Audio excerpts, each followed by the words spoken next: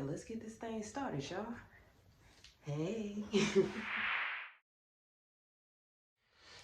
Okay, so as you can see, there's no books on my bookshelf yet. None yet. None yet, okay? Matter of fact, I'm gonna show y'all. I've been trying to separate my books into genres because I wasn't sure like where I wanted to put stuff. Like I'm such a mood reader. So I have self-help, I have spiritual books, I have autobiographies, or what do you call it? Whatever the fuck. When people write about themselves, I can't think right now. It's late at night. I have fantasy, I have mystery, I have murder mystery and suspense, I have dark romance, I have rom-coms, I got dark fantasy, I got books about healing. It's, I got a lot of shit. I've been basically like I said, I've been separating them into genres so I can kind of figure out like how I want to place them on this massive ass bookshelf. Isn't she beautiful though? Like, get into it. Really get into it. Get into it. Okay, y'all, listen, don't judge me. Just go ahead and say a prayer for my nails. Anytime y'all see me get my nails done, just say a prayer for me. Because if I don't do shit else, I'm gonna break a nail. But okay, that's not why we here. This is my, what month we in? This is my February wrap up slash March TBR. My hopeful list, the books that I hope that I get to, okay? I actually read 15 books this month, y'all. I was really only supposed to read 7. So how this happened is beyond me. I don't fucking know. Now, technically, I read 14 books because I DNF'd one, but I DNF'd it at 80%, so technically it still counts as read. I don't care. Y'all can fight me. I read 80% of that book. I read the book. That's just how I feel. Because February was Black History Month, I am going to start off with all of my urban books, all of the books that I read in February that were written by Black authors. Of course, like I told y'all in my last video, the January wrap up, I went way back in time. I went way back in time and tapped into those nostalgic ass type of books that I was reading that I probably shouldn't have been reading at the age of goddamn 14, 15, 16 years old. And I read Zane. I read Addicted, I read Nervous, and I read Addicted with a Twist. So just a quick wrap up on each one of these books. Addicted was the first one. Okay, and Addicted follows, let me pull up my phone because I don't remember. Addicted follows Zoe and I forgot her man name. But anyway, Addicted was wild. And if y'all don't know, Addicted became a movie. I don't know if it was a Tyler Perry movie or what, but it did end up becoming a big ass movie a couple of years ago. But either way it goes, it follows Zoe. Zoe has a sex addiction, essentially. She is basically married with kids with not one, not two, but 3 different lovers, baby. And these aren't spoilers. This is all in the blurb. This is all in the blurb. And she ends up marrying her childhood friend or whatever the case may be. And she just has these urges that she just can't. She's insatiable, okay? But she knows, like, she feels like there's something wrong because the way that she's going about doing some of the things that she's doing is just not, it's not healthy, it's not natural, it's not normal, you know? It's not safe, you know? So she ends up putting herself in a plethora of different situations that she probably should not be in, and she ends up basically in hell, okay? It's just self-destruction, self-sabotage and self-destruction, okay? But I think I gave this book 4 stars. It was a lot of, you know, cultural language in there that we love so much as Black people. There were a lot of things that as a Black culture could understand as far as how the book was flowing and things of that nature. So I did enjoy the storyline. I had a good time with this book. The second book that I read by Zane is called Nervous, and I have to admit, Nervous is my favorite. That out of Both of those books, Nervous was the one that stuck out to me the most when I read it years ago, because that's the one that stuck with me until the end of time. Like, I still randomly think about that book to this day, and I read that book over 2 decades ago, okay? Nervous follows Jonquinette, because let's get into the name. Jonquinette is basically a virgin. She's grown. I think she's in her 20s. She's grown. She has a good paying job. She's a homebody. She goes to work. She goes home. She's very meek and shy and kind of to herself. She does lack a little bit of confidence or whatever the case may be. But, you know, all around good girl. All around girl next door, okay? What she doesn't realize is she has split personality, okay? And what I mean by that is her alter ego is Jude, I believe her name was. And she is a different breed, baby. She's not a virgin, for one. She is out in these streets. She be outside. Sis be outside doing her big one with whoever she decides to do her big one with, okay? So there's plenty of times where Jonquinette will wake up from the previous day and she's just confused about, like, she got these scents on her, these smells on her that, you know she didn't smell like this before. She got makeup on. She don't even really wear makeup like that. The clothes that she had on before is all ripped to shreds and in the trash can. You know, she's kind of sore, you know what I'm saying? You following, you know? And she just, for the life of her, doesn't understand what's going on, doesn't know what's happening, and she feels crazy because she knows something is wrong, okay? So the storyline basically is her meeting up with this therapist to kind of try to get to the bottom of what's happening and why it's happening and all of these things. Great fucking read, great fucking book. I still love this book. I loved it just like I loved it when I read it all those years ago. So I listened to Addicted and Nervous on the Audible app. But I ended up reading the third book, Addicted with a Twist, which is actually a novella spinoff of the first book.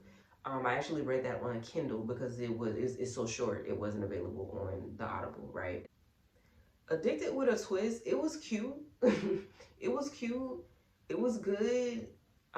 I did like the fact that it kind of gave a happy ending for Zoe and her husband from the first book, you know, because they went through a lot in Addicted. So Addicted with a Twist was just kind of, you know, like I said, a spinoff of that and kind of showing how they grew and they healed from that particular situation, because there was a lot of trauma that went on in that book. So I did enjoy the storyline. I did enjoy seeing that they had a happy ending. However, I didn't think that the novella was needed. It wasn't, in my opinion, it wasn't needed. It would have been better off as just an epilogue in the regular book. Like, just close that book off with the happy ending in the back. Because if novellas are that short, but the way that the storyline went, it didn't need we just didn't need a novella. It's just what I mean by that. It was a cute story. It was cute. It gave that happy ending. I was happy to see it. I was happy to know that they were, you know, in a better space. But I feel like it just would have been better if it was just a part of the regular book. So those are just my thoughts. With all three of these books, what I liked the most and what I would like to highlight the most is the fact that in every single one, a therapist was involved, right? And the way that the black characters in the book responded to these individuals getting help or going to therapy was very negative, you know. And this is something that takes place in the black community, you know. We don't take mental health seriously, you know. It's like, oh, you depressed, go depress them dishes, you know. If you got a black mama, you already know how to go, okay? So it just is very eye-opening to see the way, you know, a lot of people could have avoided, the characters in the book could have avoided going as far as they did with these type of mental disorders had they got the help when they were younger. And the signs were there when they were younger, but the parents tried to sweep it under the rug or try to pretend it didn't happen, or try to make it seem as if that's not needed or whatever the case may be. And now here they are in their grown adult ages battling these mental disorders and these mental diseases and causing havoc in their fucking lives, when this could have been something that they got the jump on when they were younger, and they could have been living a very normal fucking drama-free type of life, you know? So it was very interesting to see that, and I'm happy that my generation is turning that around. Like, we big, my generation is big on fucking mental health. We don't play about that. Because if you disrupt my peace, bitch, you got to go. Okay, the next book that I read was Work Husband by Octavia Grant. Y'all, I'm laughing because this book was absolutely nuts. Like, this book was so wild. Like, I am literally still scratching my scalp from this one. This was also a novella. I did rate it 3 stars. And my my review on Goodreads was, baby, what the hell did I just read? The storyline is about this girl, Octavia, who is married, but she has a work husband that she's fooling around with. Her husband really ain't worth a damn. He ain't shit. She's been begging this man for a divorce. He don't want to give it to her, you know, whoop de whoop. So she doing her own thing with this work husband, okay? And without telling all of the storyline and all of the plot, I'll just say, apparently she got digmatized because Shorty ended up going nuts, okay? She ended up going nuts. She ended up far short of a Happy Meal, baby. She didn't have it all. Now, what I will say is she reminds me of a woman off of Snapped, because she doesn't give, I'm just naturally crazy. I'm just out here just crazy just to fucking be crazy because I don't got all my marbles. No. She became unhinged because it was just one of those situations, one of those things. And I'm not, let me clarify. Let me clarify. I'm not condoning any of this, okay? I'm not condoning anything that Octavia did in this. Well, I'm not condoning anything that, her name is Crystal. I call her Octavia, Lord, because Octavia is the author. Crystal is the female character. Anything that Crystal did in this book, I'm not condoning. Nobody should do what Crystal did. Nobody should do the things that Crystal did, okay? Let me make that clear. Nobody should do the things that Crystal did in this book. However, I do understand her mindset, because as a woman, or as a person, you just never know what's going to be a person's last strike. You know what I'm saying? You just never know what's going to be that one thing that makes that person snap and just loses their shit. You just don't know. You just don't know. And I feel like she was a victim of circumstance. She was a victim of circumstance, and she did what she needed to do, and then just started spiraling after that, okay? Crazy fucking read. This would be more so a like thriller suspense type of book. So if you're into that, I suggest it. I suggest it because it was just that crazy of a book. Like, it was a good time. The next book I read was Only for the Weak by Natasha Bishop. I enjoyed this book. Like, can you get into this cover? Get into this cover.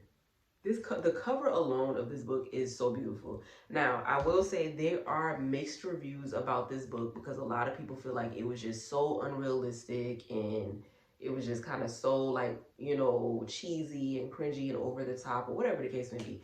I don't give a shit, okay? We're here for the cheesiness. We're here for the cringiness. We're here for the over the topness. Like, it just is what it is. I enjoyed this book. I gave this book a 4 star. Because I thought it was really fucking cute. I thought the book was cute, you know. Now the gist of this book is it follows Janelle, and Janelle is the maid of honor at her sister's wedding. But the kick is her sister is actually marrying her ex-boyfriend. Excuse me, what? I'm sorry? Yeah, no. It's going to be a hell no for me, you know? But yeah, so she's essentially watching her sister marry her ex. That's just the whole thing. That's just, it's giving weird, for one. It kind of shows how Janelle is a people pleaser, because she does let people run over her, and she is she's overly understanding to a lot of things that she shouldn't be. Like, there's no way that you should be okay with that. You know what I'm saying? Now, in her stance, she's saying that her sister and her ex is a better match than how she was with her ex. Completely understandable. You know what I'm saying? I understand how that works, especially being a spiritual bitch. Like, I get it. But at the same time, Where's your morals? Like, where's your as my sister? That should just not be a thing. You know what I mean? And again, I'm not telling y'all anything that is. This is not a spoiler, okay? This is in the blurb. This is not a spoiler. This is in the blurb, okay? Outside of Janelle, you have Rome. And we love Rome. We love Rome. We love Rome. A lot of people didn't like Rome. They thought Rome was just unrealistic. And granted, I can see why, because Rome had money. Rome, I don't know. I don't really understand why people didn't like Rome too much other than what they were saying on Goodreads in the reviews. But I personally liked seeing a book where a black man was showing up for his black woman. Period. I enjoyed seeing a man stand up for a black woman, seeing a man step behind a black woman, seeing a man pour into a black woman, seeing a man, you know, treat the black woman as if she deserves everything up under the sun. I enjoy reading a storyline like that because we as a black person, male or female, you know the type of environment that we live in. You know the type of struggles that we deal with in our community as far as relationships and love and things like that is concerned, okay? So seeing or reading a book that highlighted that in a positive way, I enjoyed it. And for the life of me, I don't understand how anybody else didn't. You know, how anybody could say that they just didn't like it or whatever the case may be because it was unrealistic. Like, so what? Rome didn't have flaws in the book. So what? I'm pretty sure there are still Romes out here in the world that's still stepping behind a woman and they got flaws. Like, I don't know. It's just whatever. I enjoyed it. I gave it a 4. It was a cute, quick read. The book was very easy to read, very easy to understand. My only negatives about it was the fact that I didn't really connect with the side characters. I enjoyed the side characters because the banter was funny. They were hilarious, but they just didn't stick to me like how other side characters in other books did. That's my only negative. I enjoyed it. I recommend it. The next book I read is Love's Deadly Hold, Love, Suspense, and the Action Within. It's a long title. I do not know how to pronounce this author's name. I want to say it's Juanita Time. I don't know how to pronounce her name. I don't want to butcher her name, okay? So I'm going to just make sure I show y'all the cover of the book. Get into the cover. It's a beautiful cover. You would not think that what's in this book... The cover is deceiving, baby. It's gaslighting, okay? This particular book was definitely a suspense murder mystery type of ordeal. It was some weird, wild, cringy, gory shit in this book. Okay? It was definitely giving Risa Tisa, who the fuck did I marry? Pun intended. I rated this book a 3. Me personally, I did enjoy it. It was a wild ass ride. It was a wild ride. Like, I don't know what the fuck I was expecting to read, but it definitely wasn't what the fuck was in them pages, okay? Some of the scenarios in the book was like super unrealistic, and I know I was just talking about that with the book previous, but like within suspense and murder and things of that nature, like if you read it, you'll know what I mean. Some of it was just super unrealistic. But I do think that's what made the book somewhat enjoyable. You know what I mean? I definitely laughed out loud a couple of times in this book because the banter between the two characters, I can't remember their names right now, but the banter between the main male and the main female was fucking hilarious. Like, it was hilarious. I definitely enjoyed the blackness of this book too. If you read it, you'll know what I mean. But yeah, this book was really fucking dark and really fucking twisted. It's a novella, so it's just a quick read, a short read. So if it's something that you're interested in, definitely go into it, but heed the trigger warnings, okay? Because this book is nuts. Okay, so the last book that I read to wrap up my Black History reads of February is called Take a Chance by Mayako May. I don't know how to pronounce her name either, and I don't want to butcher it, but I'll make sure the cover is here so y'all can see it. Get into this cover. The cover is so fucking cute, right? I actually rated this book 5 stars. I did, because it was that fucking cute, y'all. Like, I was reading this book literally kicking my feet and giggling, okay? I was eating this book up. It was just so stinking cute. It's very much like rom-com, you know what I'm saying? Like it's romance, but definitely like it's a lot of funny moments in the book as well. The AAVE in this book, baby, like what? Matter of fact, I gotta tell y'all one of this because I actually highlighted this. Both of the characters was going back and forth, trying to figure out who had the best verse in Waka's song. What is it? No Hands. They was literally going back and forth trying to figure out who had the best verse. And I think the main male, I forgot his name, y'all. I think his name was Cyrus. Yeah, Cyrus thinks that Wale had the best verse, right? Whereas I forgot the girl's name, y'all. Don't judge me, okay? I be flying through these books. I be forgetting the characters, okay? The main female character, she said Roscoe had the best verse. I agree with her. I agree with sis. Because what you mean, ROSCOE, Mr. Shawty, put it on me, please. Right? I be going ham. You know, like, that's the best part. Like, everybody turns up on that part. Ain't nobody turned up on Wale part. And that's no shade to Wale, because Wale can spit, you know what I'm saying? But ain't nobody really turned up to Wale. Like, when this part come on, RESCOE, Mr. You know? Like, come on. I thought that was funny. I thought that was funny as hell. There was definitely spice in this book as well. Of course, y'all know I love a book with spice. But I really enjoyed this book. I enjoyed this book. It was cute as shit to me.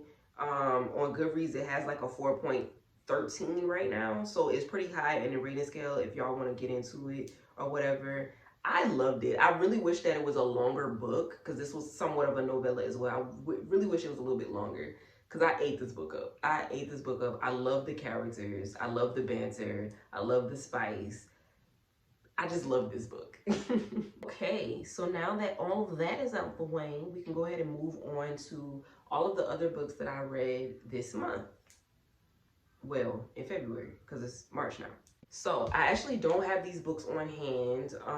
I read the first book on Kindle, and then the second book I actually read as an ARC. And for those that don't know what an ARC is, it's an advanced reader's copy, where authors choose you to read their book in advance before they actually drop it out for the rest of the public, right? So the first book, well, this particular series is the Keeper series, written by M.L. Burns. The first book is The Hourglass Keeper, and this is dark fantasy, okay? This is dark fantasy, so you got elves, you got fae, you got magic, you got gods, you got mystical shit, okay? It's a lot of dragons, it's a lot of mystical shit going on, right? So I ate this book down. Y'all, I ate this book down, okay? I'm officially in my fantasy girl era right now, and I love that for me because I'm not really a fantasy person. Like, it takes me a minute to get into fantasy because it's just so much. Like, it's the world building, the character, the character building, the names, because like what I always say what you need to say. Say what you saying, Hamlet. Cause what is you saying to me? Cause I don't understand. But I ate this book down, y'all. Like the main characters is Azahara. Azahara is cursed by the god, this particular god, a possessive. His name is Godric, but we collectively call him God Dick because he's just like, but he's very obsessive over her. He's so obsessive in a very sick. Oh, just thinking about it pisses me off. So he curses her because she doesn't want him. She doesn't want to be with him for eternity. She doesn't want this man. No, she doesn't want this God, okay? So he ends up cursing her to where she dies every fucking year. It's like she's stunted at age, I think she was 27 or something like that in this book. She's done right there, 27. She dies every single year and starts her life over every single year without any recollection or any memory of any previous years.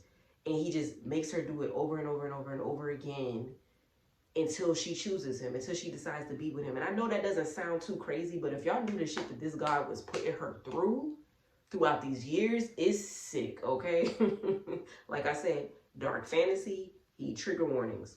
But I love this book. The characters, oh my God, the characters. I love every single character. Well, not every single character.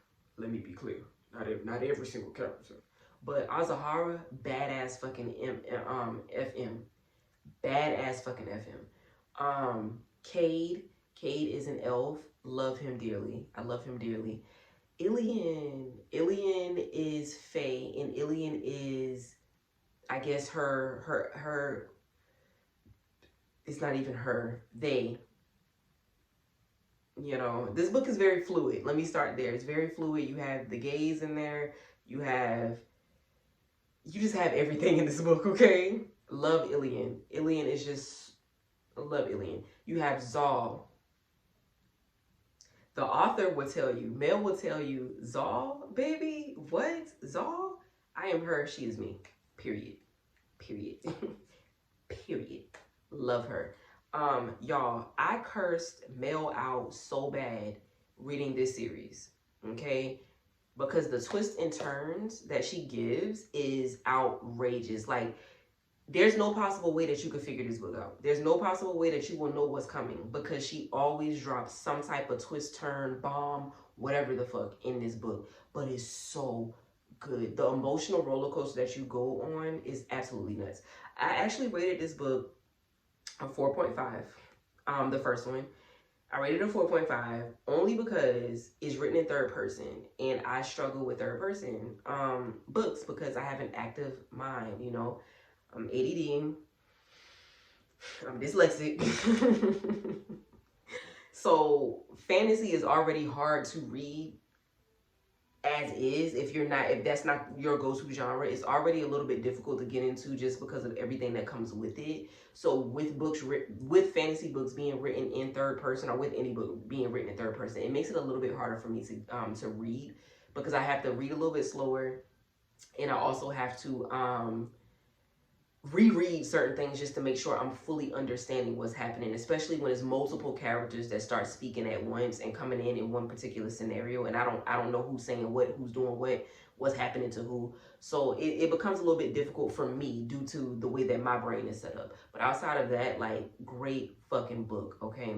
Then I ended up reading the Arc read, which is the second book, called The Dragon's Keeper. I cried so much. This book was so healing. The Dragon's Keeper was so healing in so many different ways, y'all. It don't even make sense. Like, it don't even make sense. Like, I'm still processing this book, and I read it like 2 weeks ago. I'm still processing the things that took place in this book, and I read this book like 2 fucking weeks ago, okay? This particular series has a special place in my heart, okay? I love this Keeper series, and I think she's writing 2 or 3 more in the series, so I really can't wait, because each book ends on a cliffhanger. I can't wait for her to drop the 3rd one. So definitely recommend both of these. Definitely recommend if you're into fantasy. Hell, I don't even care if you're not into fantasy. Read it anyway. Next, 2 books that I'm going to talk about, I actually read on Kindle as well. These books was just all smut, no plot. Now, y'all know I love a book that has a storyline. I love a book that has a plot. And usually when I'm reading these type of stories or these type of novellas or whatever the case may be, I need a plot to, like, cling to. Like, it has to have, I don't care. You can be having sex from beginning to the end as long as it has a storyline. You know what I'm saying? But these 2 particular books, I didn't even give a fuck. It ain't had no plot, baby. There was no plot. There was no plot. But I ate it up anyway. The first novella is called Mayhem Carnival, a one-night Halloween novella by Scarlett Swan. Ate this book up, okay? Ate this book up. I was literally, it was giving slut me out. Slut me out. It was one of those, I don't even know where to begin with this storyline, baby. It was basically the main characters, how it's set up is like this secret party that this organization throws, I think like once a year or something or whatever. And it's a secret party to where people come together, and it's essentially like this big ass open orgy type of situation. This particular year was held at a carnival, okay? So it's like high class, like you gotta jump through hoops to even get invited to one of these things. Like they not playing. They not playing. Like, They not playing. But it was very interesting because you're at a carnival. They had these different games going on. It's like a real life carnival, but just with sex, you know? So all of these different games that's going on is sex related. You got like haunted houses and things like that, sex related. You getting on the Ferris wheel, somebody hopping up there, you getting head. It's crazy. It's crazy. I've never read nothing like this before in my life. And I ate it up. I ate it up. I actually gave that particular book 3 stars because, I mean, I know stuff like this happens like in real life. But I mean, it just seems unrealistic because I've just never been a part of it. So the next one is Femme Fatale by Ruby Smoke. Baby, I ate this book down. I would actually buy this book. This book was so gay. This book was so gay. Like, so gay. Like, so lesbian gay. And it's like, I feel like it was supposed to have a plot, but the plot really didn't plot the way that it was supposed to plot. Because the person that runs this business, she runs an organization, but she's a succubus. She's a succubus. So she's been here for a plethora of decades, right? And she runs this organization to where she has women that please other women. So it's kind of like a brothel, so to speak. You know what I'm saying?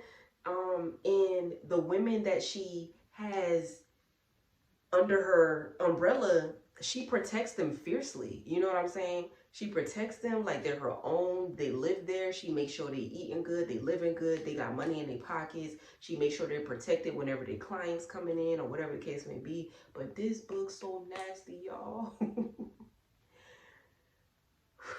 I would read it again. I would read it again. I would read it again. I ate that shit down. I did. I gave it 4 stars. Okay, so the hardback copies that I read, my physical copies, because all the ones I was just telling you about, I read all of those either Kindle, yeah. All of the ones that I just finished telling you about, I read on my Kindle. So these are the 3 physical copies that I read for the month of February. The first one is Bad Mother by Mia Sheridan. I actually read this, I buddy read this with Vanessa. Vanessa is someone that I met via Book Talk. And we read this book together. We both collectively rated this book a 3.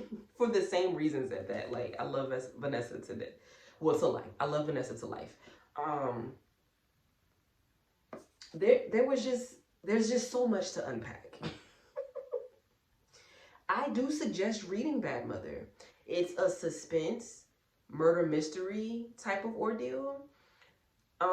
This was definitely a page turner. I will say I was intrigued from beginning to end. My negatives with this book is the fact that it was in 3rd person. And I already explained to y'all how 3rd person works for me. So it took a minute for me to kind of get into the groove of the storyline and what's going on, right? My second negative with this book is the main characters. I forgot her name, Sienna, and I can't remember the male character's name. But their romance was just, it wasn't giving. It just wasn't giving. It didn't seem organic. There wasn't really like, the chemistry just wasn't hitting for me. It just seemed very forced. So I wasn't really a fan of their romance either. My third negative is the way that it ended. I have such a love-hate relationship with the way that this book ended. It was very bittersweet, okay? Now, my positives for this book, I could not figure out who done it. I could not figure out for the life of me who done it. Me and Vanessa was back and forth in the DMs trying to figure out like who could possibly be the person out here committing these murders. You know what I'm saying? Who is it? We could not figure it out. And then once we found out who it was, the why they were doing it was even more mind-blowing. It was even more mind-blowing. Like, it was such a page turner. It kept you very intrigued. It was giving CSI. It was giving NCIS. It was giving Criminal Minds type of ordeal. Just trying to figure out, like, because whoever the murderer, so to speak, was setting up the murder scenes for Sienna. And Sienna is, I probably should have started with this, she works with, you know, the police department. She's FBI, okay? And basically, how the storyline flows is she was initially a part of the NYPD. Something happened within the NYPD to where she had to be resigned to Nevada, I believe, Reno, Nevada. She had to get transferred to another department. And ironically enough, where she got transferred was her hometown. So now she's back in her hometown, and all of these murders just start popping off as soon as she touched down, okay? And every murder scene is like directed to her in some type of way, okay? In some type of way. She's connected. And so is the male main character in this book as well. So it's a very interesting read. I loved, like I said, love-hate relationship for the ending of this book, okay? The way this book ended, it was like escape room. It was like escape room. It was, I don't even know how else to explain it without giving it away. It was giving escape room vibes at the end of this book. And then the way that it ended, it was once again, bittersweet. It pulled at my heartstrings. I understood why it needed to end the way that it ended, but it was just so fucking bittersweet. So fucking bittersweet. So like I said, I do suggest reading this book if you're new to thrillers. Well, this isn't even really a thriller, but if you're new to, like, you know, suspense book or murder mysteries or whatever, and you just kind of want to get a vibe, I would definitely recommend this as a beginner book. It was definitely good. I gave it 3 stars. The next physical book that I read is Does It Hurt by H.D. Carlson.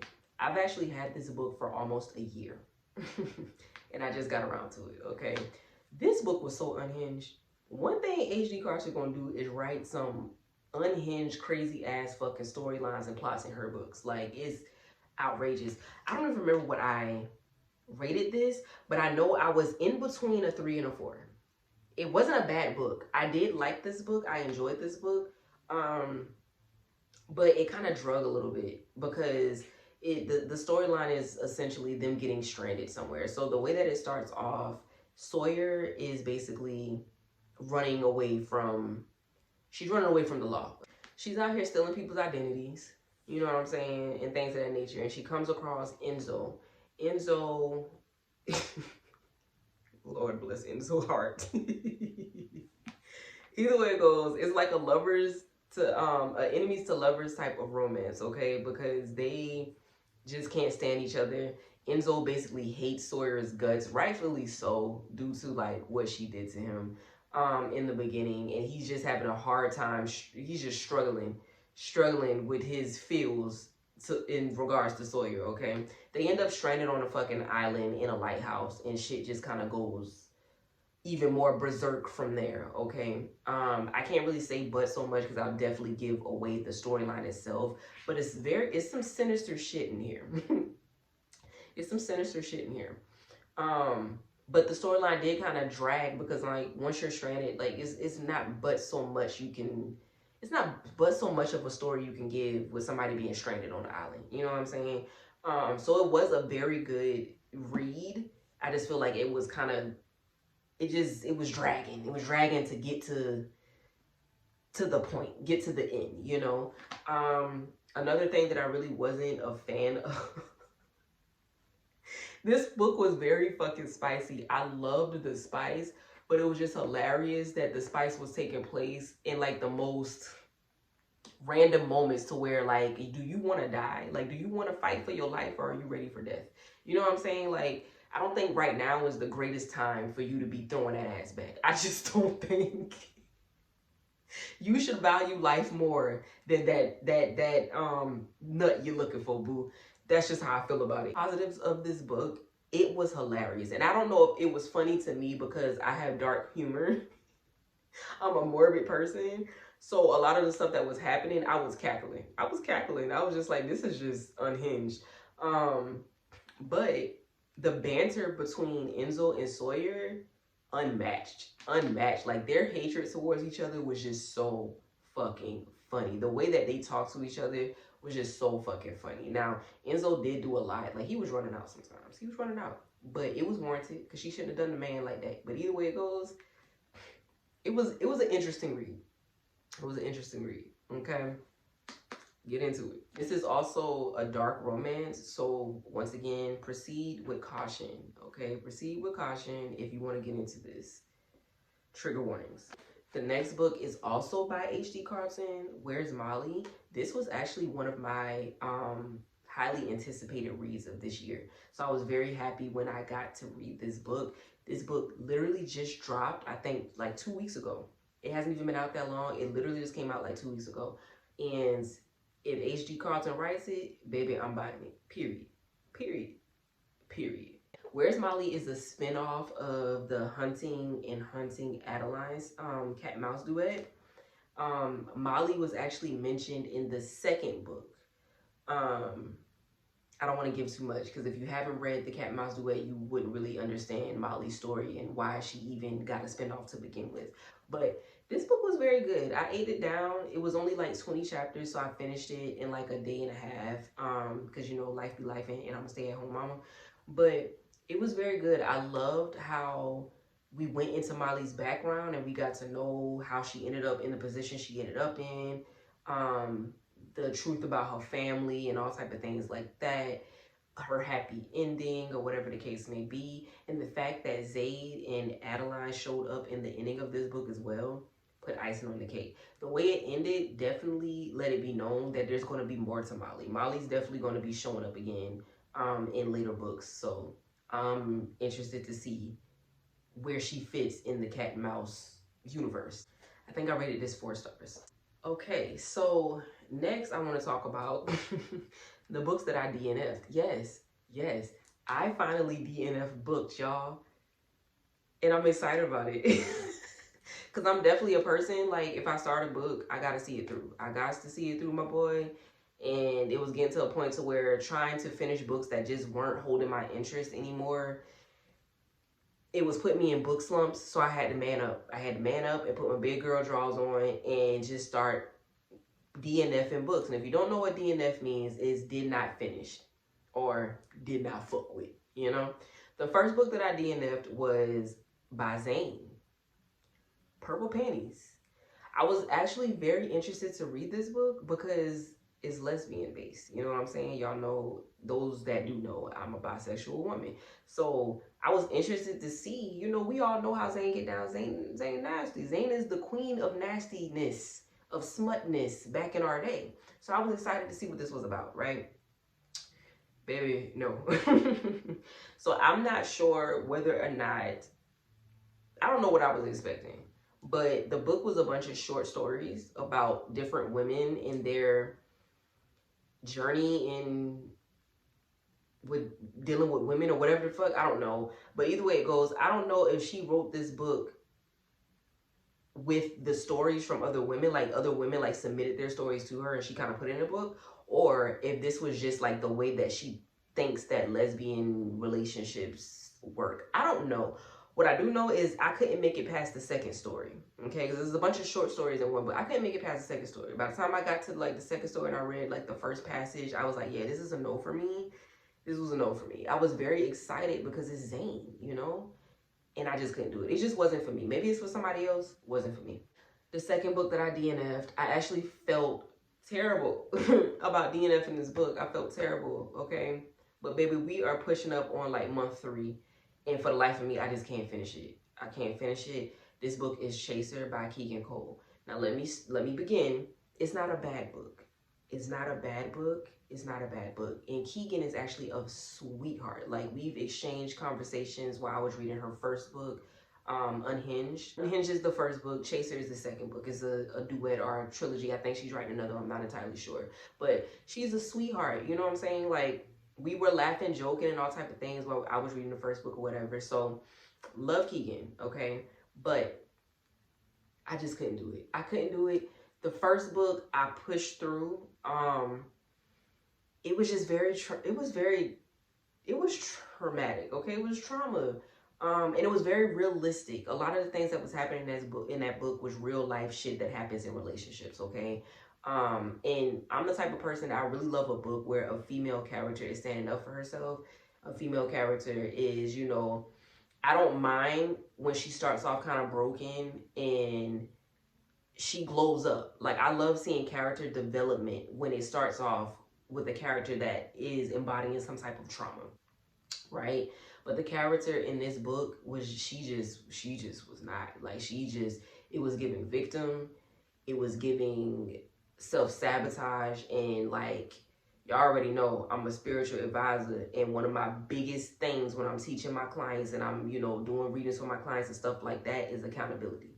You cannot stay there. You are not your trauma. Your trauma does not define you. And so for me personally, reading this type of book, it was just like, girl, if you don't stand up, let this man go. You know what I'm saying? I empathize with the character because as a woman, we all dealt with some of the shit that she was dealing with in these books, right? So it's not that the books were bad. It's not that, okay? It's just, for me, I wanted her to stand up. So I did finish the first book, Unhinged. I finished that in January. I was supposed to finish Chaser in February. And I couldn't do it. I actually DNF'd this book at 80%, y'all. 80 fucking percent. I probably could have pushed through, but I couldn't. At this point, we pushing up on 3 months. And at this point, sister girl ain't staying up yet. She's still crying and screaming and sliding down walls behind the same man. And at this point, I felt like the best friend, and I'm watching her self-sabotage and like ruin herself and her life behind this man, and I just can't do it. I can't sit back. I got too attached to her. I got too attached to her character, and I just couldn't sit back and continue to watch her be so defeated behind a man. And I had to end it. I had to close the book. That's all I had. I couldn't do it no more. I couldn't do it no more. So do I recommend the books? Yes, I do. But for me personally, it's just not the type of storyline that I would get into, because if I'm not seeing character development, we already in book 2, sis, and you still on the same shit you was on in book 1. You got to stand up. So for me personally, I just couldn't. I couldn't do it. I couldn't do it. But I do recommend it. I did enjoy the first book. I do recommend it for those that are like into that type of, Now that we're all done with my February wrap up, it's time to get into my hopefuls. What's on my TBR for the month of March? Starting off, I am currently reading novellas. There is 4 of them actually. She Teaches Him spicy novella, okay? The first one is called Done Right. The second one is called Taught Right. The third one is called, what's the third one called? The third one is called Fucked Right. The fourth one is Called Right. And all of these are written by Rihanna Barnwell. I think that's how you pronounce her last name. Or Burwell, I'm sorry. So like I said, it is a short, spicy novella series. I've already read the first 2. I'm currently on the third one, which is the Fucked Right. So basically, the way that these particular books flow, it's women stepping into their power. They owning up, like, they're teaching the men.